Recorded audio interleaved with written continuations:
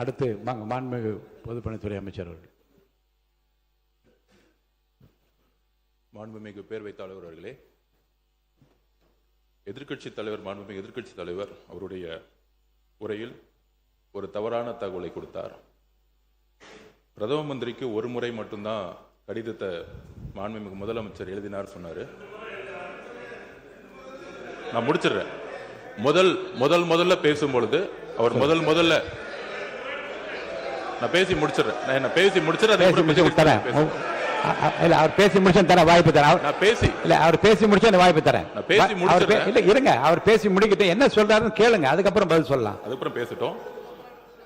முதல் முறை பேசும்பொழுது ஒரு முறைன்னு சொன்னாரு, அப்புறம் இருமுறைன்னு சொன்னாரு. அதுக்கப்புறம் விவசாயிகளை சந்திக்கலன்னு சொன்னாரு.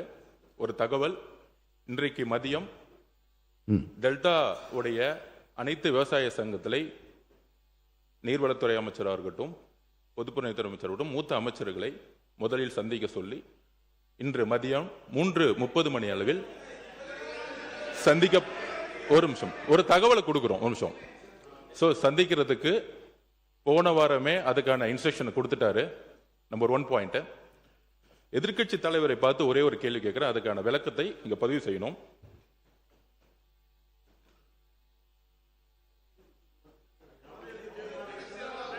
கர்நாடக அரசு மேகதாது அணை கட்டுவதற்கான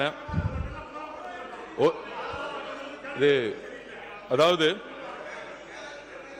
என்ன கொஞ்சம் பேச விடுங்க. ஏன்னா எதிர்க்கட்சி தலைவர் கேட்டதுக்கு ஒரு பதில் மட்டும் நான் கேட்கணும். அவர்கிட்ட ஒரே ஒரு கேள்வி கேட்டுக்கிறேன்.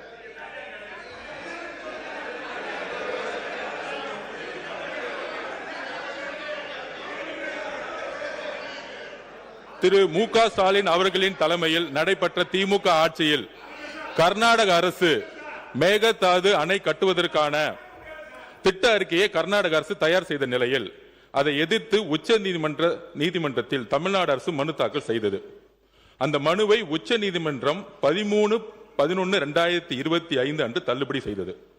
தமிழ்நாடு அரசின் மனுவை உச்ச நீதிமன்றம் தள்ளுபடி செய்ததை எதிர்த்து அன்றைய திமுக அரசு மீண்டும் உச்ச நீதிமன்றம் சீராய்வு மனுவை தாக்கல் செய்தது.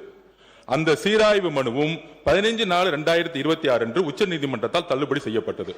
அதையடுத்து மறு சீராய்வு மனுவை அன்றைய திமுக தலைமையிலான தமிழ்நாடு அரசு உச்ச நீதிமன்றத்தில் தாக்கல் செய்தது. தமிழக உரிமையை காக்கும் கடைசி வாய்ப்பாக இருந்த அந்த மனு மீதும் கவனமாக உரிய வாதங்களை வலுவாக முன்னாள் முதலமைச்சர் திரு மு.க. ஸ்டாலின் அவர்கள் தலைமையிலான திமுக அரசு எடுத்து வைக்கவில்லை.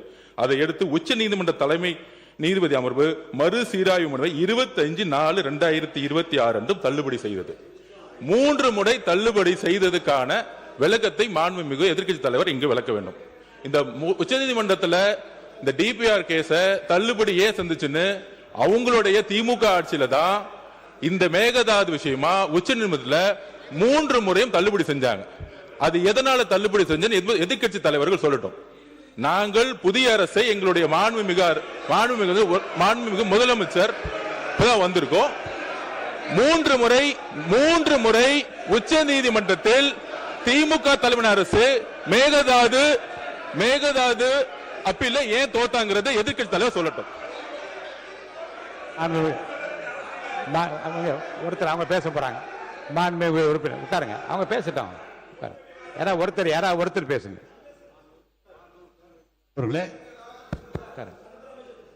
உச்ச நீதிமன்றத்தில் முதலிலே தீர்ப்பு தள்ளுபடி ஆகிறது. மீண்டும் சீராய்வு மனு போடப்பட்டது, அதுவும் தள்ளுபடி ஆகிறது. மீண்டும் சீராய்வு மனு மறு சீராய்வு போட்ட போது உச்சநீதிமன்றத்தை சொல்லி தள்ளுபடி அல்ல, நீங்கள் கொஞ்சம் அவகாசம் எடுத்துக்கொண்டு வர வேண்டும் என்று சொன்னார்களே தவிர முழுமையாக சொல்லவில்லை. ஒன்று. 2வது, மாண்பு அமைச்சர் பெருமக்கள் முதலமைச்சரை புகழ்ந்து பேசுவது என்பது இயல்பு, அவர் பேசட்டும், அதெல்லாம் ஒன்று, எந்த விதமான மாறுபாடான கருத்து அல்ல.